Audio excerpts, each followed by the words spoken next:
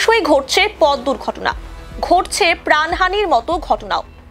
এই পরিস্থিতিতে পুলিশের ভূমিকা নিয়ে প্রশ্ন তুলে পথে নামলো বিজেপি।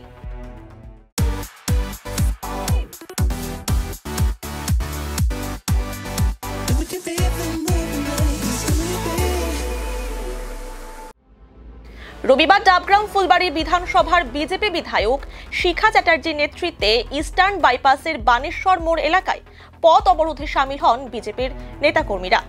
বিজেপির অভিযোগ, রাস্তার দুই ধারে পথবাতি না থাকায় অন্ধকারের জেরে দুর্ঘটনা ঘটছে। এসজেডি এর তরফে রাস্তা সংস্কারের জন্য পথবাতি সরানো হয়েছিল।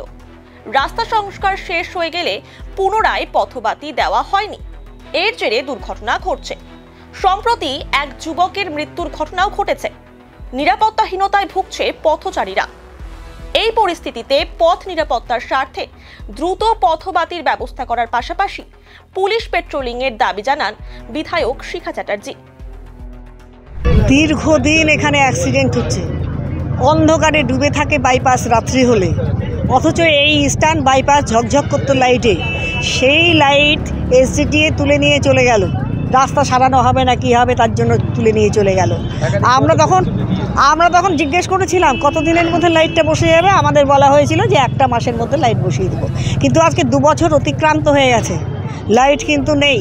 আর প্রত্যেক দিন জীবনহানি ঘটছে, হয় কোনো মেয়ে, না হলে ছেলে, আর তা না হলে পরে কোনো বয়স্ক মানুষ, বৃদ্ধ বৃদ্ধা কেউ বাকি নেই। প্রতিদিন, পরশুদিনও একটা মাথা থেতলে গেছে একটা বাচ্চা ছেলে। অথচ এখানে পুলিশ পাহারা দেওয়ার কথা, পুলিশ কিন্তু পাহারা দেয় না।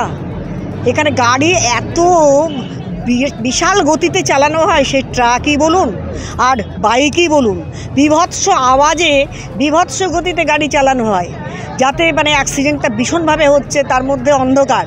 দ্বিতীয় নম্বর, এখানে অবৈধ, এখানে মদের দোকান রয়েছে, যেখানে ভিড় যাচ্ছাতাইভাবে ভিড় রাস্তার ওপরে থাকে, মানুষ চলাফেরা করতে পারে না।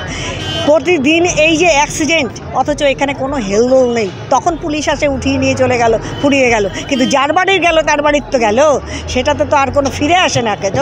অথচ এই এসজেডি এর লাইটের ব্যাপারটা কি হলো? আজকে আমাদের বিশাল আমরা নিয়ে এসেছি যে আমাদের লাইট চাই। পুলিশ প্রশাসনকে আমরা দাবি রেখেছি, আমরা একটা শর্তেই আপনাদের এখান থেকে উঠতে পারি, সেটা হচ্ছে 1 সপ্তাহের মধ্যে আমাদের বলে দেবেন যে কবে নাগাদ ইস্টার্ন বাইপাসের লাইট হচ্ছে, 1 নম্বর। দ্বিতীয় নম্বর, মদের দোকানের ওই অবৈধ ভিড় বন্ধ করতে হবে। তৃতীয় নম্বর, পুলিশের তোলা বন্ধ করতে হবে। পুলিশ যেভাবে দাঁড়িয়ে গাড়ি দাঁড় করিয়ে তোলে, সেই তোলা বন্ধ করতে হবে।